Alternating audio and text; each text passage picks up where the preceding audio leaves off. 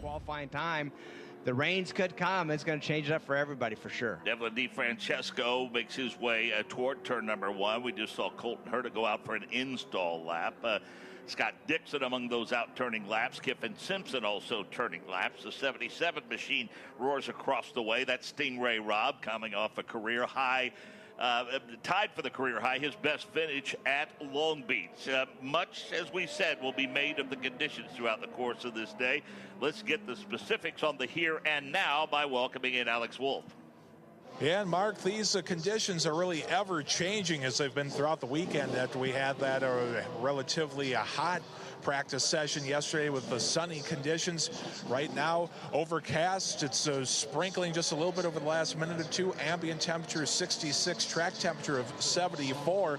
And while there are those a little bit of sprinkles, it must be something that's below the radar, because when we look at the radar, there seems to be the proverbial window over Tuscaloosa right now. So we'll continue to monitor the conditions, as also monitoring the pit lane during this session is Drake York.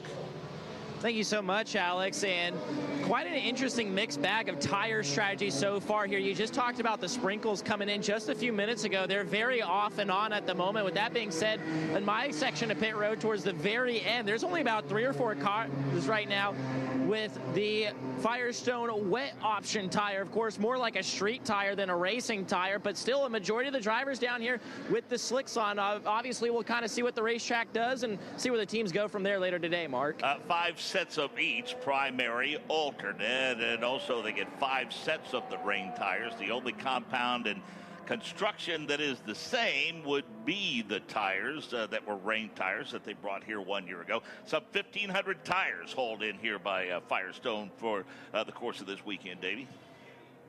One thing about the rain tire, as you said, don't change. It's hard to test a rain tire. You know what I mean? It's hard. Right. Very seldom can they say, hey, let's go do a test. It's going to be raining. So they really have found a good tire for these Indy cars, and they run the same pretty much everywhere we go. One thing about it, like we talked about, if it's wet out, they work really good. But if it gets dry and has dry spots, they wear out really fast. Like marbles on the racetrack, they wear out very quickly. So they got to be careful of those rains. 17 turns or 16, depending on your perspective. But it is a challenging course. It's a fast one. A lot of elevation changes, and one of the elevation changes is somewhat slight, but it's the busiest portion of the racetrack. Christian Rasmussen is headed there now into the view of Nick Yeoman. Yeah, that is Charlotte's Web, turns 5 and 6, one of the signature portions of this racetrack here at this ultra-fast, ultra-technical Barber Motorsports Park. See a couple of our Indy Next graduates, Kiffin Simpson and Jacob Abel, leaving turns 5 and 6 right now. It is downhill, very fast approach to turn number 5. Great opportunity to set up some passes. It's a left-handed turn, 90 degrees, and as you guys have touched on, that they were looking at right now during this very, very interesting second practice session is the color of that asphalt. If you look to the inside of the corner, about 5 or 6 feet off the curbing, it's still very saturated. If you look to the outside of the corner, about 5 or 10 yards, it's very saturated as well. Right now in the middle of turns 5 and 6, though, very light gray asphalt. That's where it's dry, and that's where the drivers are putting their race cars, like Colton Herta, who navigates turn 5 and 6 and accelerates out of it right now as he heads down the third straightaway. Not necessarily a back straightaway, because there's quite a few of them here. They pop into the view of Michael Young. Michael, you're part of the racetrack. It's very, very technical, and those elevation changes that Mark talked about really featured through 8 and 9. Yeah, and very slow as well, the right-hander of turn 8, and then 9's kind of a quick left-right kink. They'll get down into second gear in this portion of the track, and then they'll drop about 50 yards of elevation. They'll drop into that right-hander, kind of a early apex to this turn, and then sweep down this long back straightaway. Looking at this portion of the course, mostly dry. Started to dry out during that Indy Next practice session, and we saw the lap times fall a big amount in the latter portion of that portion of the practice session as we see Christian Rasmussen going by. But after they come out of turn number 9, they will make their way down this long back straightaway, a very fast portion of the course. There is a left-hander of turn number 10, and there you see a very distinct groove. The teams in the Indy Next series keeping in a single line, and we see a lot of wet portions, as Nick described, to the left to the right, a left-hander and then a right-hander in turn number 11. Then they set up for the final portion of this course, and it is a very tricky portion as well. We have seen offs at this portion of the track, and as Nick said, it's very technical, a very beautiful place to race here at Barber Motorsports Park. Much is made, Davey, of the entrance to turn number 1 and how you go downhill and what is almost a carousel effect before you climb up the hill and you get back to the top of the flat where the race course flattens out a little bit off of turn number 4. But I'll tell you, we mentioned Scott McLaughlin and the big off that he had. You know, that little left-hander into turn number 12, then 13 and a short little straightaway. Then things really bend abruptly, 14, 15, 16, and back to the final turn. That's a challenging portion as well because there's elevation changes there too. That's right, and blind as well. When you go down the back straightaway and you go through that kink, first of all, wide open, you get down into, you know, turn 11 and it drops off, but it's blind from there. You have to go up over a hill, like going over a bridge almost. You come down where we see McLaughlin yesterday spin there, and luckily didn't hit anything. But that is a really high commitment, high risk corner over there, especially when it's only dry in one line right now through there. But I'll tell you, Colton Herta, he's not wasted any time, Mark. 109.60, pretty quick time right off the bat for Herta. His teammate, the Long Beach winner, Kyle Kirkwood, into Charlotte's Web. Yeah, what a dominant performance that was. Kyle Kirkwood picking up his second accurate Long Beach Grand Prix win. He's quickly on the accelerator, leaving turns 5 and 6. Now gets to roar through the RPMs. Michael, as he heads to you. Kyle Kirkwood making his way now through turn 8, sits up for turn number 9, puts those right sides underneath the rumble strips. This team did not have an opportunity to test here at Barber Motorsports Park, but were extremely quick yesterday. Negotiates turns 10 and 11. Good looking lap for Kyle Kirkwood. And Michael Young not too far behind them. You'll see the cars of Stingray Robb and Kiffin Simpson both had pretty good weekends at the Long Beach Grand Prix. Talk about much needed break for both of those drivers. Stingray Robb a little bit slower through turn number 9. That will allow Kiffin Simpson, career best, to close in on that rear wing. We'll call that about 3 or 4 car lengths for the two drivers coming in with a little momentum here at Barber Motorsports Park. 37 minutes remaining in this session. It's a 45-minute session. Herta is P1, as Davey told you. Then Schwartzman, Rasmussen, Abel, Ferrucci. Then Simpson, Daly, Kirkwood, Robb, and Siegel. And we are seeing a tire management unfold before our very eyes. But as much as anything, Davey, let's face it, I don't know what the strategy is specifically, but I understand the wait-and-see approach because it's darn near guaranteed it's going to rain here this afternoon. Yeah. So, I mean, how much good will this session do you if it is indeed dry and later today we're wet? Yeah, you need to take a little bit of a risk, go out there and just see what you have, just in case it is dry for qualifying. But you're exactly right. It doesn't look very promising that it's going to be. So no sense wearing your car out, taking a lot of risk in this session right here, just knowing that it's going to be a little bit different for qualifying. Right now, Mark, as of there's only been 11 of the 27 drivers on track so far. And what I think is interesting is, okay, say this session is mostly dry.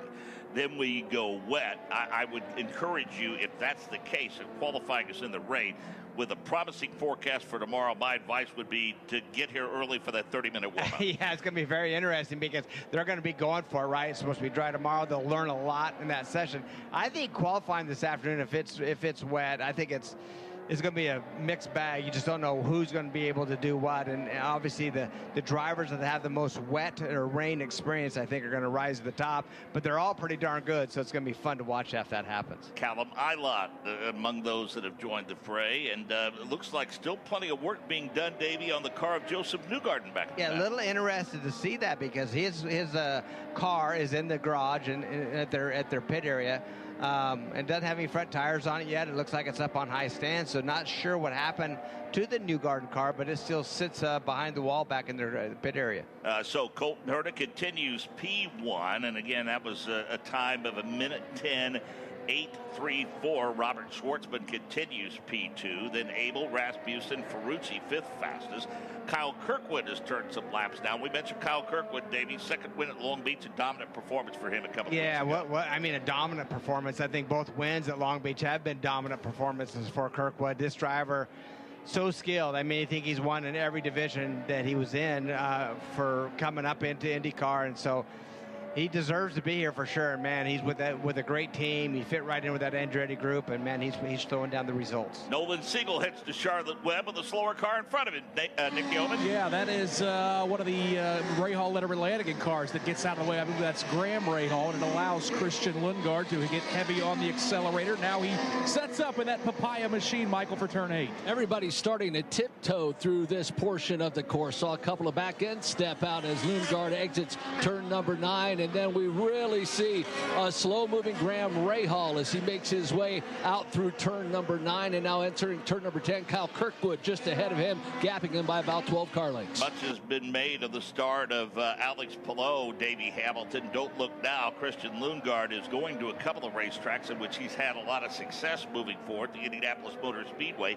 and he's done well here. I mean, he's finished 6th and 6th here on a couple of occasions, but here's the start to his season. 8th at St. Pete, 3rd at Thermal, and 3rd at Long Beach. Yeah, you know, I read an article the other day about him and that McLaren team, how he's really changed the face of that McLaren team. It was just Pato O'Ward, kind of the face of that team, but right now with Christian Lundgaard, he's shown how good he really is and how fast he is, and so it's interesting to see another, you know, heavy hitter in that team right now with Pato and Lundgaard. They can both get the job done, no question about it. Graham Hill heads toward, or listen to me, Graham Hill, I'm dating myself there. How about Graham Rahal? Let's get in 2025 and say Graham Rahal to Charlotte Webb. Yeah, he just swung around Jackie Stewart, Mark. That's right. But yeah, Graham Rahal, quick on the accelerator. He's got one of those Sirius XM cars charging up behind him, but the American Rahal, Michael, sets up for turn number 8. Got his name from Graham Hill. Graham Rahal setting up for this portion of the course. Tiptoed his way through last time by, a little bit quicker as he makes his way through, and he has Marcus Armstrong until they work their way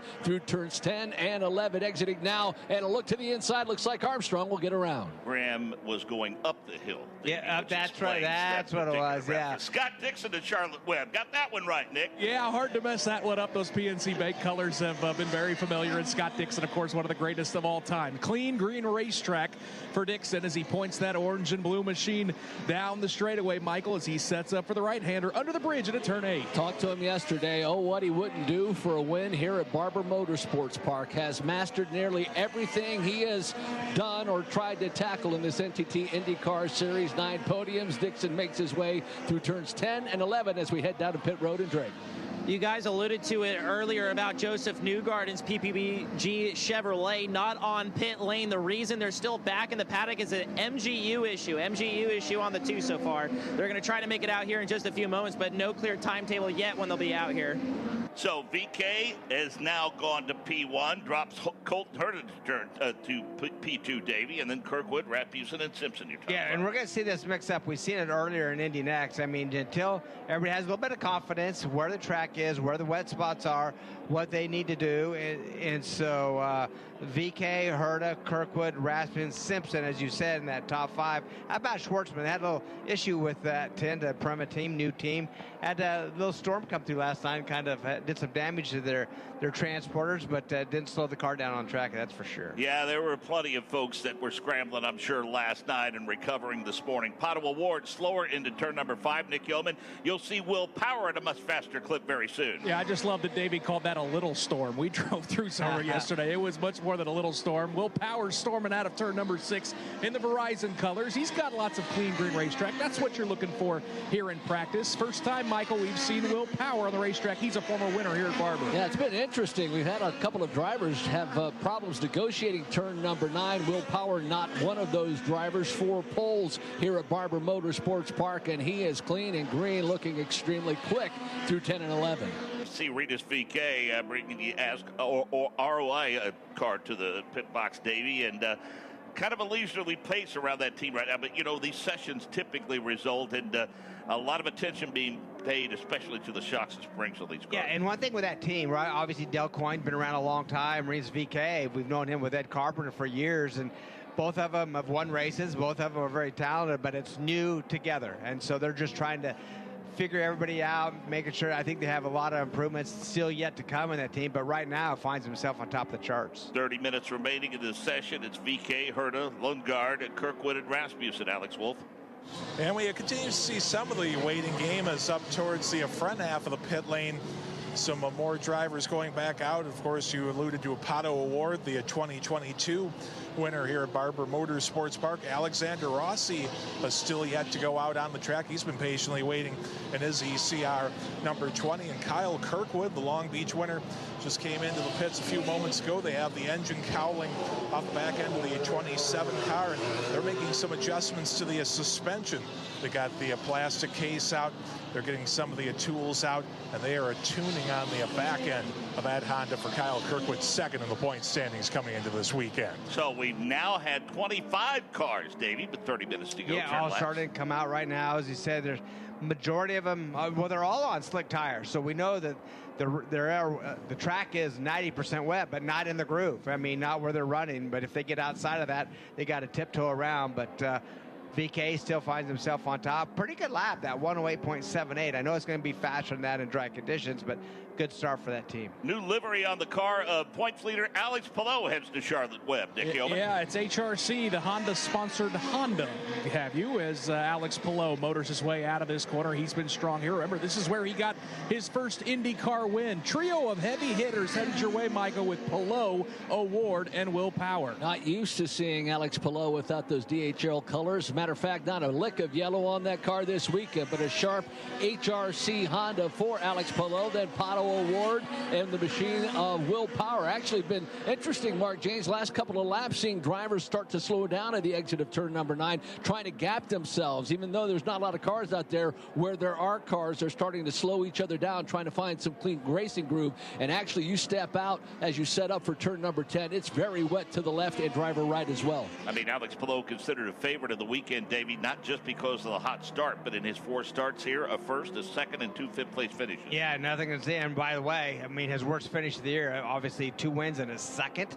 Has a nice hold on that championship right now. I mean, this driver, fun to watch. I mean, I think he's going to be with that Chip Ganassi team for a long time, and man, they're setting records already, and he's going to be here for, like I say, a long time. A lot of wins ahead of him. How about DeFrancesco? Haven't heard from him for a little bit. That Ray Hall Letterman ride puts himself P2 right now. Well, and he was among the fastest yesterday in the practice session, Devlin DeFrancesco. He was in the top 10 speed-wise yesterday, so nice to see them getting some pace and some momentum before we get to the Indianapolis Motor Speedway. Well, and how about this? His teammate, Foster, just jumps to third as well, so 2 of the Ray Hall Letterman cars, Lanigan, in second and third right now. So you're right, that is good to see. By the way, speaking of the Indianapolis Motor Speedway and the Indy 500, they've struggled to even make the race last few years. Matter of fact, a few years ago, Graham did not even make the race.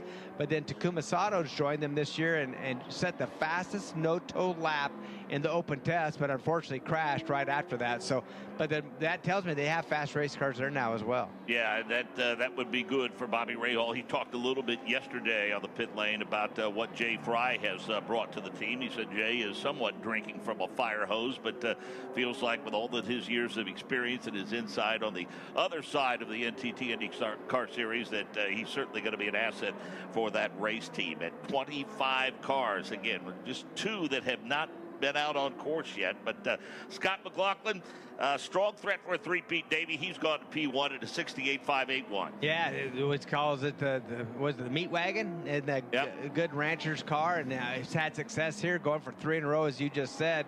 Another driver has not won this year. He's been fast, and he had a few offs yesterday. Hopefully that's out of the way right now as Foster shoots himself to the top of the charts. And headed to Charlotte's Web right now, exiting Charlotte's Web is Santino Ferrucci. Yeah, boy, Santino Ferrucci quick on the accelerator, and here comes Scott McLaughlin. He drives it in deep. That was one of the best saves I've seen in a long time yesterday from McLaughlin. He's headed to you, Michael, as Ferrucci gets on the brakes into 8. And Santino Ferrucci sets up for turn number 8. Back in, nearly washes out. He'll put the left sides on that rumble strip as he makes his way to turns 10 and 11. And here comes Scott McLaughlin. A little gingerly last time through and a little bit slower this time through the exit of turn number 9. I believe that's a machine of Scott Dixon, who has just closed in on that rear wing. Call that about 10 car lengths from McLaughlin to Dixon.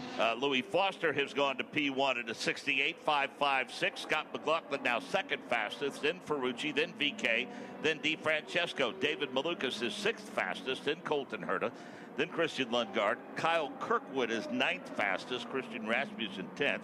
Then Will Power, Marcus Ericsson, Kiffin Simpson, Marcus Armstrong, Robert Schwartzman is 15th fastest. Then Abel, Siegel, Dixon, Pillow, Daly, Rosenquist, Robb. Eilot is currently 23rd fastest, and Graham Rahal is 24th fastest. Pato Award is currently 25th fastest. Let's go to the pit lane check-in with Alex Wolf. And you talk about Pato Award being pretty low on the speed chart, more than we're accustomed to for the 5 car for Errol McLaren. He just brought his car in, the 2022 winner here at Barber Motorsports Park. He had gone out on a scuff set of the primary black Firestone Firehawk tires. He's come in, they bolted on a sticker set. He's debriefing with the team. Not a lot of urgency or panic as they're cooling off. Be a brake work as well, and they're going to be sending him back out on the track. In front of him, Nolan Siegel getting adjustments made as well to the 6 car. So Errol McLaren busy at work about halfway through this session. I see Jacob Babel setting up for turn number 1, and the left-hander, and he does so cleanly, works his way through 2 and 3. He'll crest the hill momentarily, and this is his first appearance in an NTT IndyCar Series car in competitive fashion, we should say, Nick Yeoman. Plenty of experience here in Indy Next. Won the race in Indy Next a year ago. In fact, Drake York chatted with him a little bit, and certainly Jacob is wondering about the ever-changing conditions he's going to be facing. Looked pretty good this time, though, Michael, through turns 5 and 6 for the driver from Louisville, Kentucky. Yeah, a couple of laps ago, had that front end break loose right here at the exit of turn number 9. Clean through this portion of the course this time. He will keep it on the dry portion of the left-hander and right-hander. That make up turn number 10 and 11 as we see Alexander Rossi right behind him, about 2 seconds or so. Yeah, let's face it, Davey, guys like Abel, Schwartzman, it's about getting laps, getting seat time. You know, one thing, I talked to Bill Abel, Jacob's father, and obviously, you know, going into the series, he goes, you know what, we just want to beat somebody. You know, he knows how difficult this series is. He knows the challenges ahead of him that he uses with Del Coyne Racing. They kind of made the deal last minute as well. But, you know, his expectations are just to get the most out of him, get the most out of the car every weekend, and get experiences. Malukas, with that A.J. Foyt who runs to the top. Nick Yeoman. I got a car that just spun off of the final corner, Mark. I believe that's Renus VK, and he narrowly got clobbered by Kiffin Simpson. VK's car sits right in the middle of the racetrack. Scott McLaughlin swings to the outside.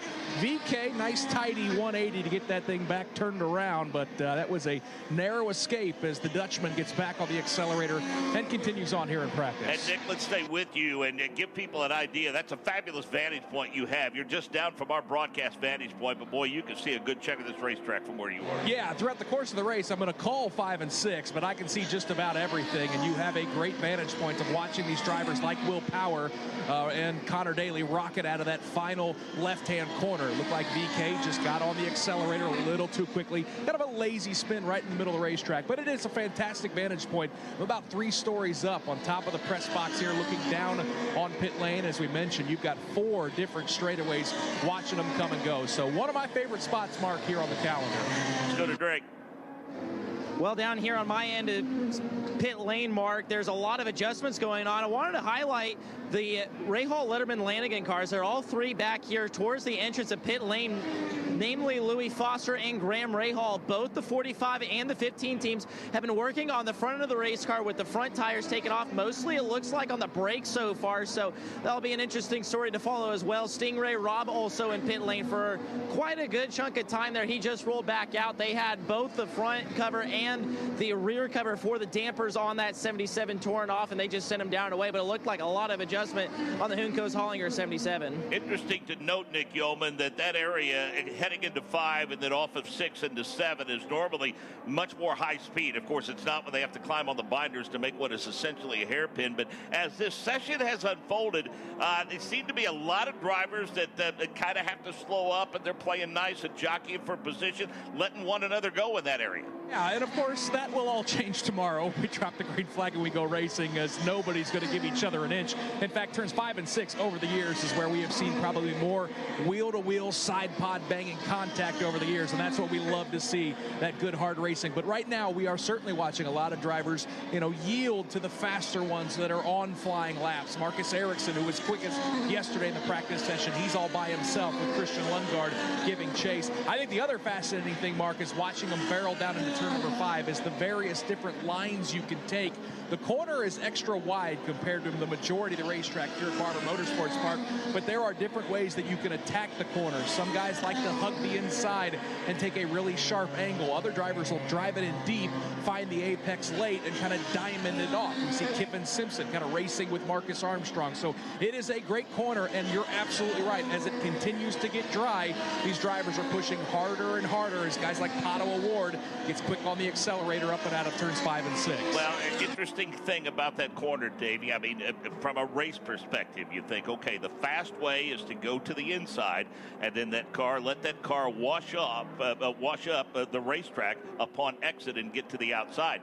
I think drivers, correct me if I'm wrong, like the idea of setting their car up to the point to where they can go side by side to the outside lane, stay on the outside, and then climb back in the throttle upon exit to the outside. Yeah, well, that is a fun corner. And when you go down through there, there's several ways you can take it. As you said, you try to go down low and then just let the car, okay, it's like a double apex in a way, and let the car slide up and be able to get on the throttle high but late. But there's other ones, stay high, enter high, and then kind of do that crossover, cut under and get on your throttle. We see one going through the grass. Looks like he's in the wall, coming to Pato O'Ward off that final turn 17 into the tire barrier, trying to back up, but he's locked down, and it definitely did some damage. Nick Yeoman, you've got a good view of that. Yeah, that was a pretty big hit for Pato O'Ward as he went way offline, went through the gravel, and this wet grass and gravel simply not going to slow the car down, and he nosed it in hard. It kind of bounced the car back out for that orange and black machine, that Arrow McLaren Chevrolet of Pato O'Ward. Is again, I do see him moving his hands around in the cockpit, but Mark, that was quite a hit for the driver from Mexico there out of turn 17.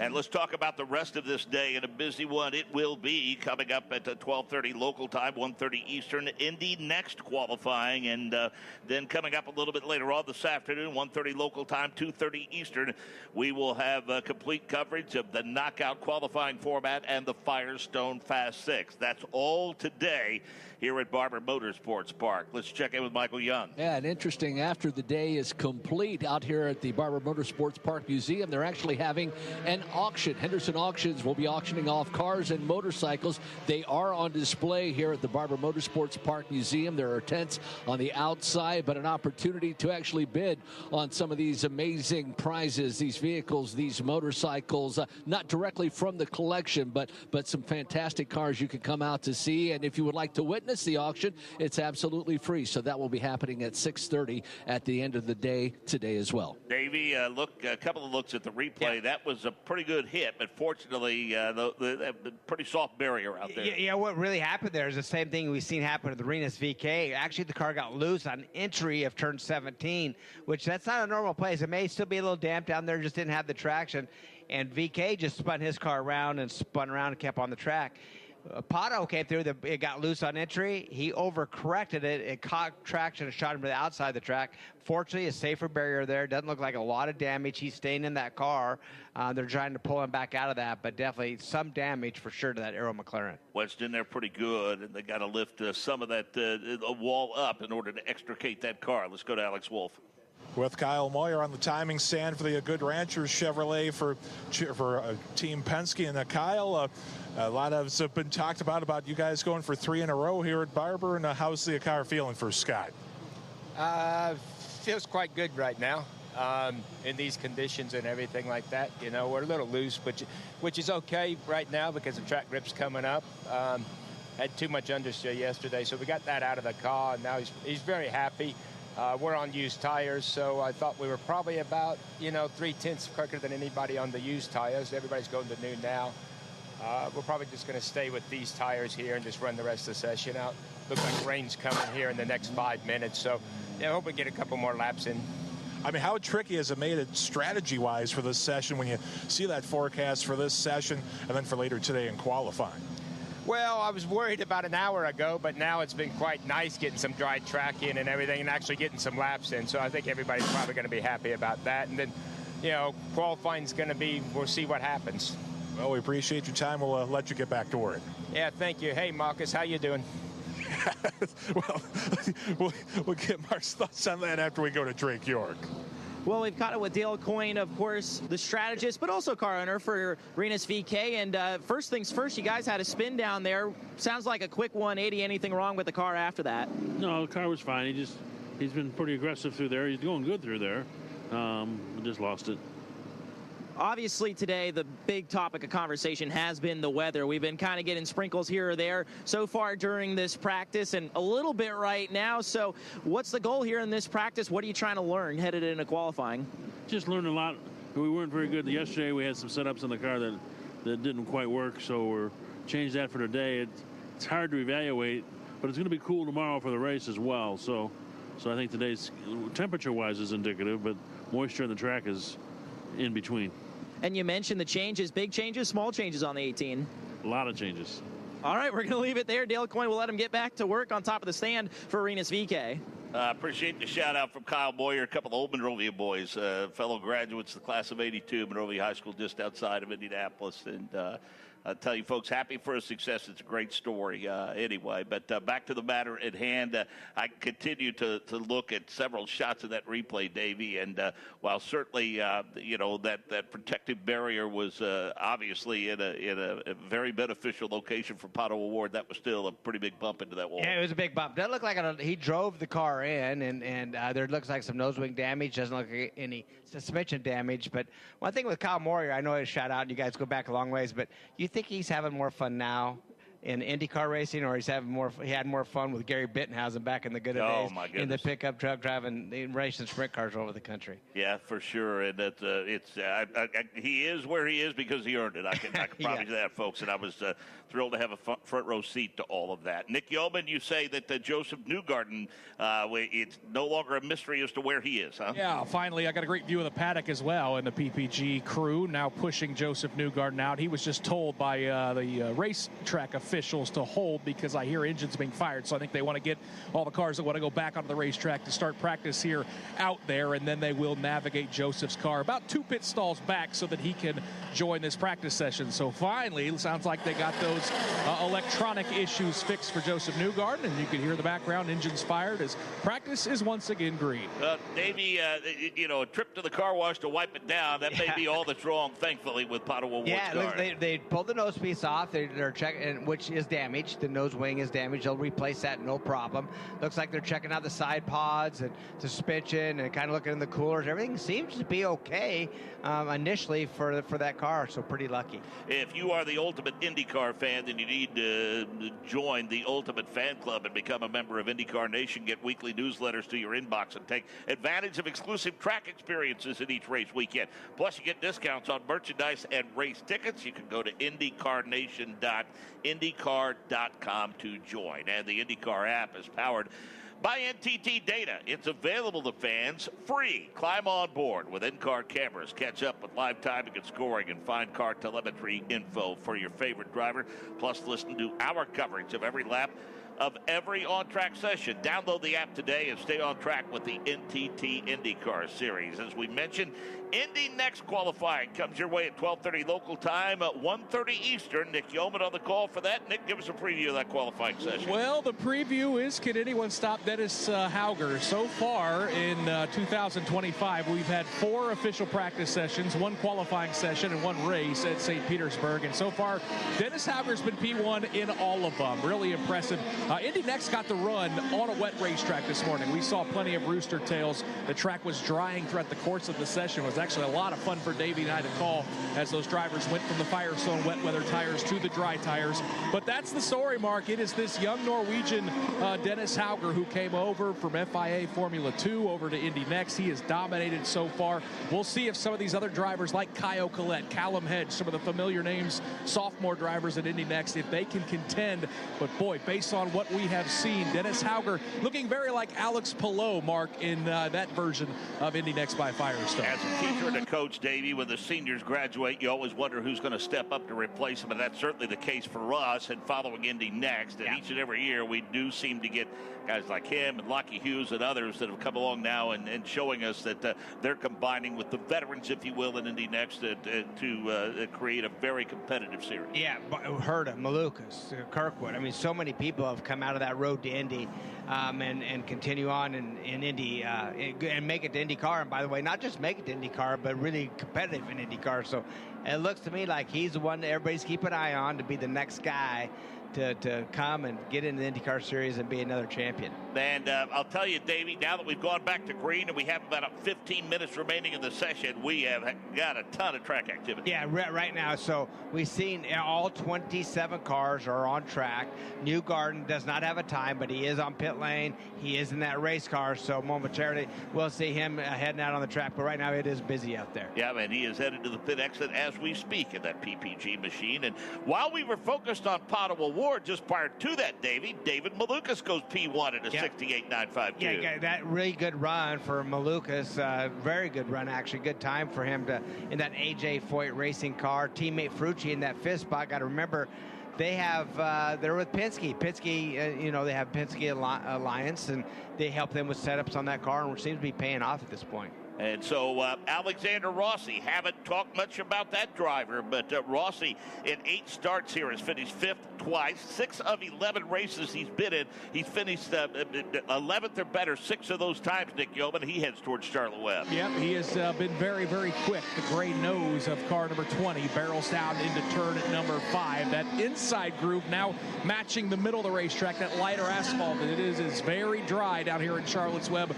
Rossi leads Kyle Kirkwood down the straightaway.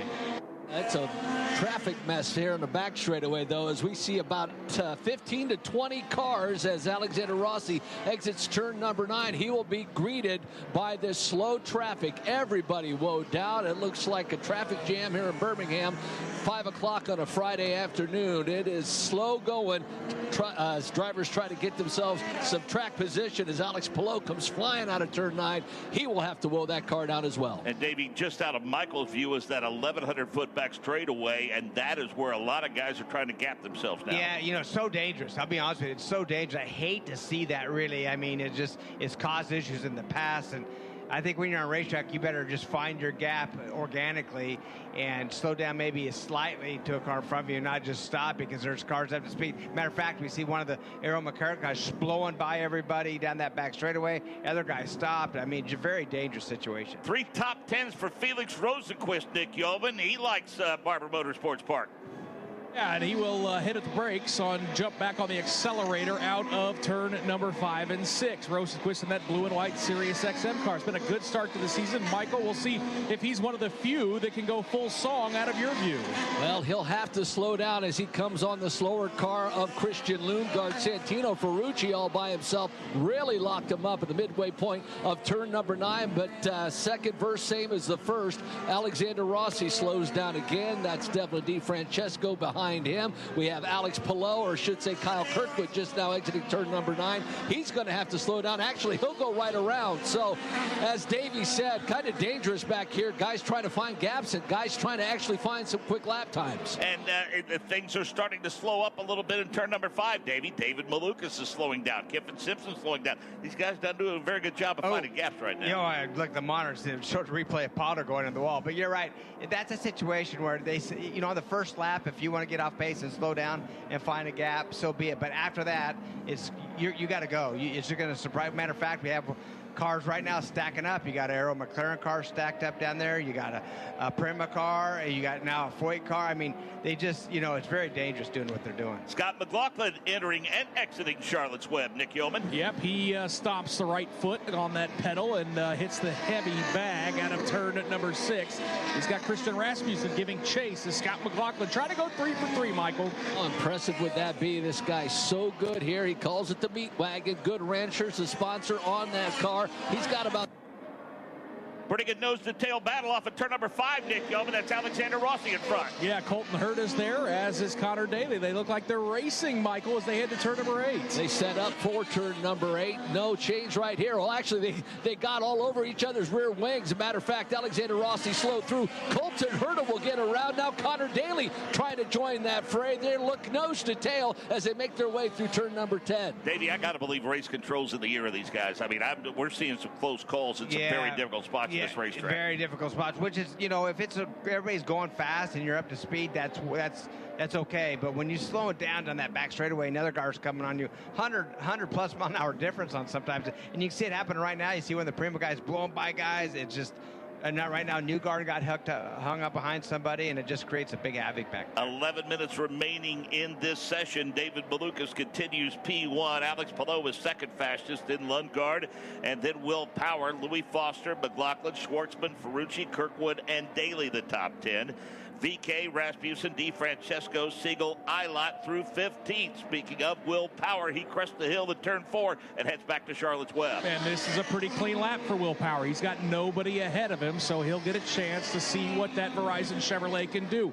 Turn into turn number 5. Saw that car wiggle just a bit, but he found the grip exiting turn number 6. Now on the accelerator, Will Power sets up for turn 8. Oh, and he might see Alexander Rossi. Rossi really locked him up, entering turn number 9. Almost missed the turn completely. Now Will Power will make his way through the exit of turn number 9, entering the left-hander of turn number 10. Now the right-hander of turn number 11, trying to go for a record 5 poles here at Barber. Yeah, I mean, he's been on the front row 9 times, 11 top 5 finishes, 5 podiums to go with 2 wins and 4 poles. Yeah, how about that? Yeah, but you know, got to get that win, and so everybody's hungry for that win right now. Right, and it looks like a little rain dropping out there right now as well. Let's go to Drake. Well, Davey, to hit on your point first, yes, the rain has picked up here on pit lane. Secondly, we've caught it with Pato Ward as red flag is out on the racetrack. But Pato, obviously, you caused a red earlier down in the last corner. What happened from the seat of the number 5? Yeah, I lost it coming into 17, and yeah, just got onto the grass on the exit. And once you do that, when it's really wet, you're kind of just a passenger at that point. So, you know, I'm glad the car wasn't, you know, more damaged, but yeah, I mean, just a driving mistake and a bit of a surprise, to be honest, exactly where it happened. So yeah, we'll see what we have in store for qualifying. Looks like it's going to be wet, but yeah, I guess we just need to learn as we go. It was a heavy hit in the wall. There's no doubt about that. So the big question is, how much damage is there to the race car ahead of qualifying? I drove it back to pit lane, so I think for now it's just changing the steering rack. But everything else seemed okay. So thankful for these really soft barriers here at Barber Motorsports Park. I've had a few shunts here in the past as well, and it's shocking how okay the car is after a pretty decent impact. That's Pato Ward out of this practice session. Just a few minutes ago, they towed that car back to the paddock, and we'll see him later in qualifying as the rain continues to pick up here on pit lane. Alex Wolf. And the folks listening on Sirius XM channel 218 here, and the owner of the 60 and 66 Hondas, Michael Shank. And Mike, how's things going in this session until this little deluge of rain? Yeah, pretty frustrating, actually. Neither one of our cars got laps in because of traffic. So a lot of people are dealing with this. Some get a lap, some don't. So qualifying is going to be a whole different deal. Wet.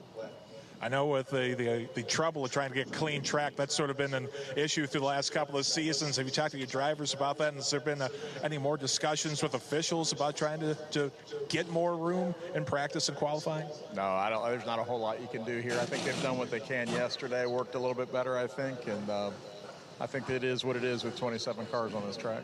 Now we're nearing the quarter point of the season with this being race 4. Assess your team with the lineup: Felix Rosenquist, Marcus Armstrong, the new alliance with the Ganassi. What kind of grade would you give your team so far? I would say it's like a solid B, drifting to a B+. I mean, it's been a much better start for us, and that's great. So we're just trying to keep that momentum up and keep her going forward, get ready for next week.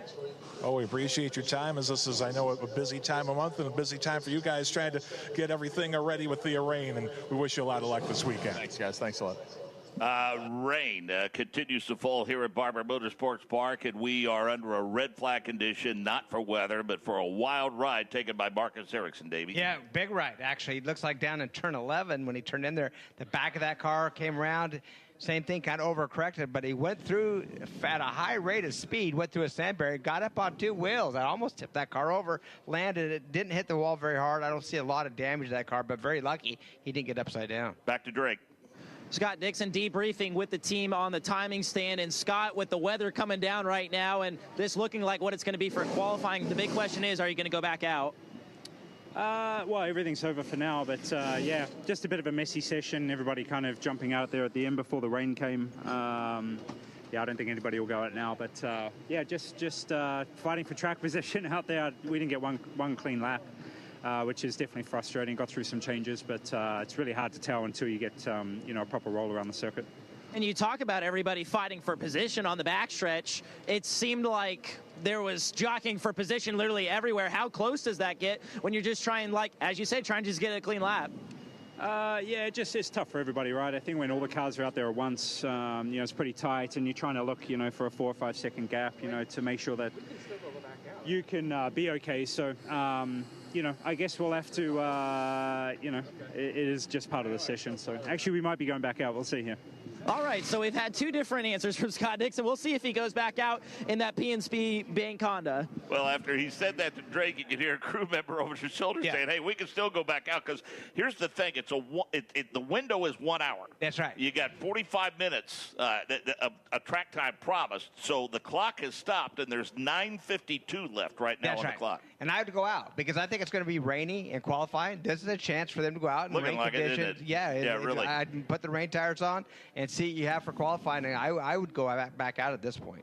Thank you for listening to the NTT IndyCar Series today, either at the track or on Sirius XM IndyCar Nation Channel 218. Want more IndyCar radio? Check out our website for links to our podcast, talent bios, and broadcast schedules, plus listen to our classic race broadcasts. Go to IndyCarRadio.com. Michael Young.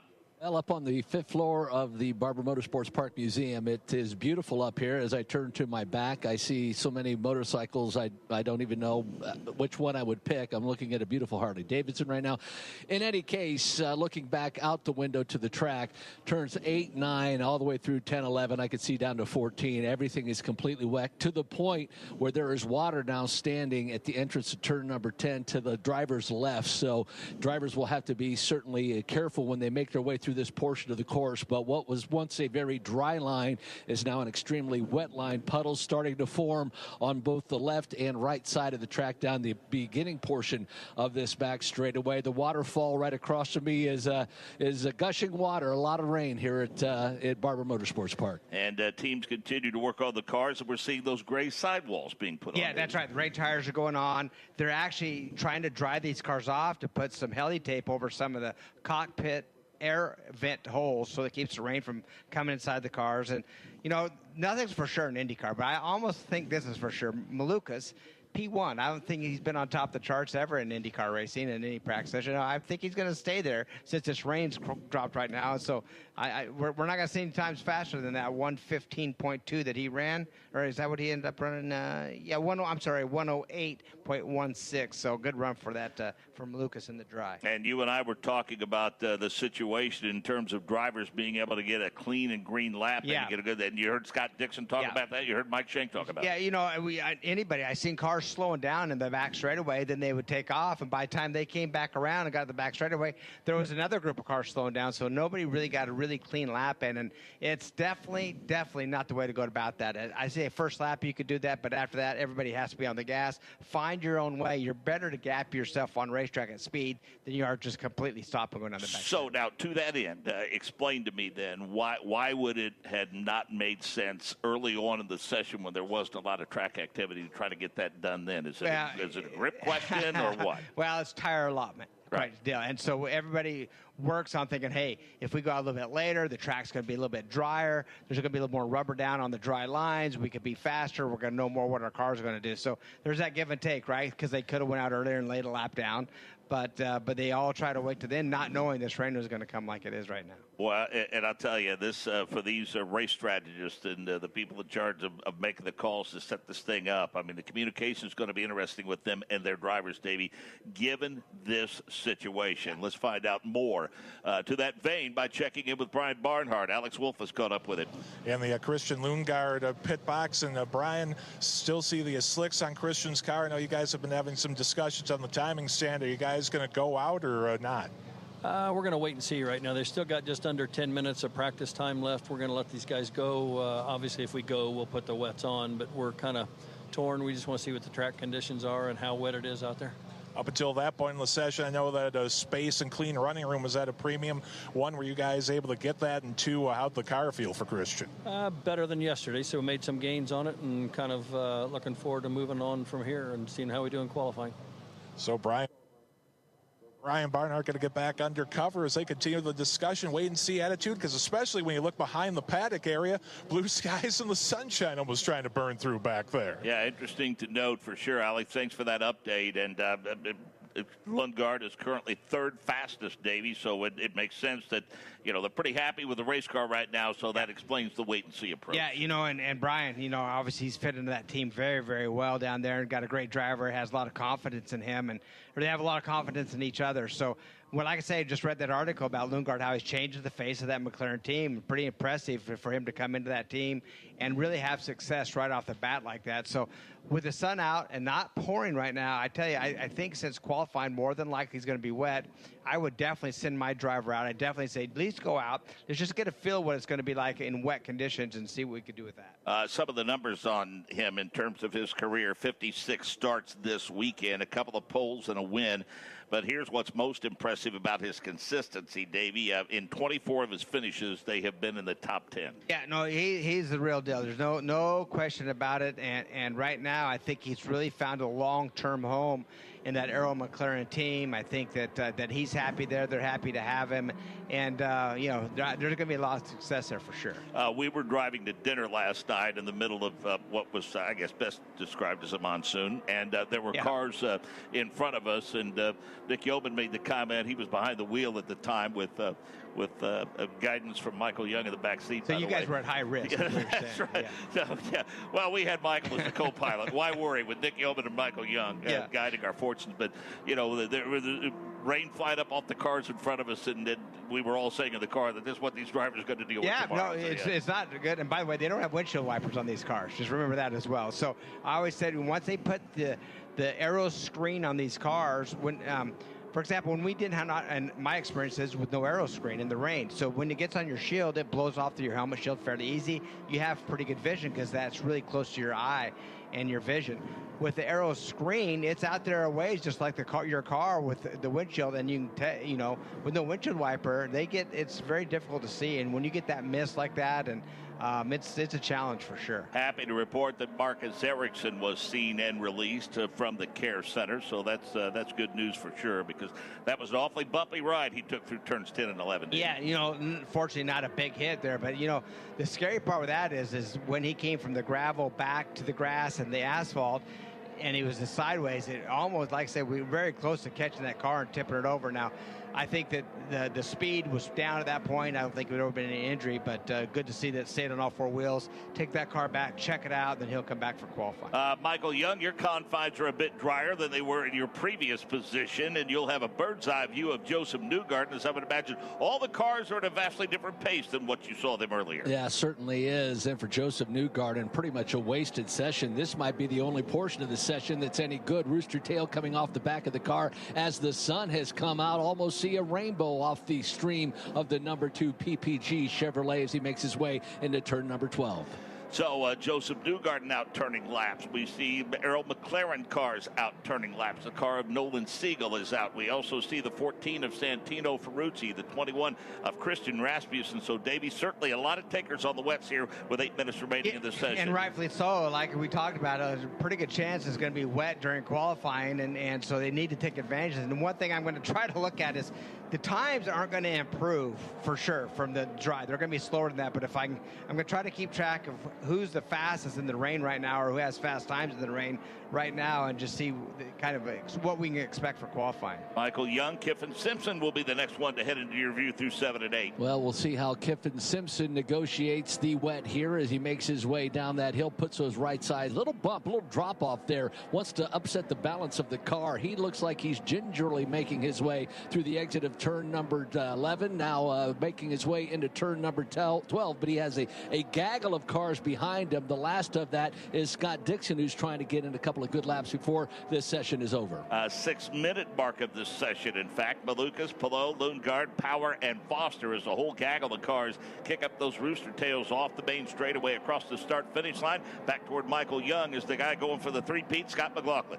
Got McLaughlin front end, washes out. He swings it really wide, has to woe that car down, almost loses the back end as he gets back into the throttle. Front end wiggles ever so slightly, but now back into that throttle, makes his way through the left-hander of 10, and now the right-hander of turn number 11, setting up for the final portion of the course, but it is certainly wet out here at Barber Motorsports Park. And into turn number 5, Davey, a trio of cars trying to figure out just exactly how these cars are going to handle in traffic. Yeah, well, they got stacked up over there. Colton Herta actually went off course, backed into the softer barrier very slightly, didn't hurt anything. He was able to continue on with those rain tires, got a little bit of traction in that grass, got back out on track, but that kind of stacked him up down there at turn 5. And there's about 4 cars running in front of Scott Dixon. He's got a pretty nice gap in that PNC bank machine.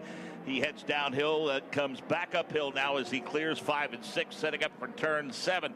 Again, never won here, Michael Young, but he's been on the podium plenty of times, Scott Dixon. Well, he complained about not having any track time out here. He'll get plenty of it here in the rain as Kiffin Simpson, Jacob Abel, then Christian Rasmussen will follow, or I should say lead Scott Dixon. And boy, Scott really struggled when he got back into the throttle, exiting turn number 9. The front end, back end, both wiggling, but looking clean now as he's got about a 10-car length deficit before he catches that trio of cars. Alex Palou heads into Charlotte Webb. Just behind him, it's the car of Will Power, the Verizon machine. And then a pretty nice gap back to Colton Herta, and then a gap further back to Stingray Robb. So pretty good trio of cars headed up by Will Power, headed your way, Michael Young, then Herta, then Stingray Robb. Alex Palou will be the first to exit turn number 9. Back in wants to step out of that car. Then the machine of Will Power. Will looks like he's negotiated this turn, but boy, they're really taking a different line. It's neat to see how they negotiate turn number 9 in the wet. Colton Herta lets that car swing wide. So too does the machine of Stingray Robb. Actually, Stingray has done that line pretty much this entire wet session. Nolan Siegel also out there right now making his way through turn number 9. Then all of the cars coming through, VK, Callum Ilott, David Malukas, and Robert Schwartzman in there. So everybody trying to find some clean racing, or at least know what they'll have for qualifying later on this afternoon. What are we talking here, Davey? What's it looking like in terms of the time compared to where we were about, say, 20 minutes ago? Well, the fastest car out on track right now that I can see is Palou. Turned to 121.96 compared to his fast lap of 108. So off pace. And the second fastest guy I've seen so far is actually Will Power to 122. Then we got a lot of 124s with McLaughlin, Schwartzman, Ferrucci, Kirkwood actually at a 123. So that's a pretty quick lap for him too. I was looking for Herta, went by 122 for Herta. That's a pretty good lap in the rain as well. And we asked him yesterday about racing in the rain. He didn't mince words. He doesn't like it. He doesn't like it. To do with it. You know, and he actually is pretty good at it. And the time shows right now. I think he has about the 3rd quickest time that I've seen, or 4th quickest that I've seen. Now I can't keep track of every single time because they're not, you know, they change every time they go by. But right now, the Palou, that 121.96 that we see Renus VK go off course into the gravel trap. And one thing with the cars, when you go off right now with these rain tires, they actually have a little traction on the grass and gravel to continue on.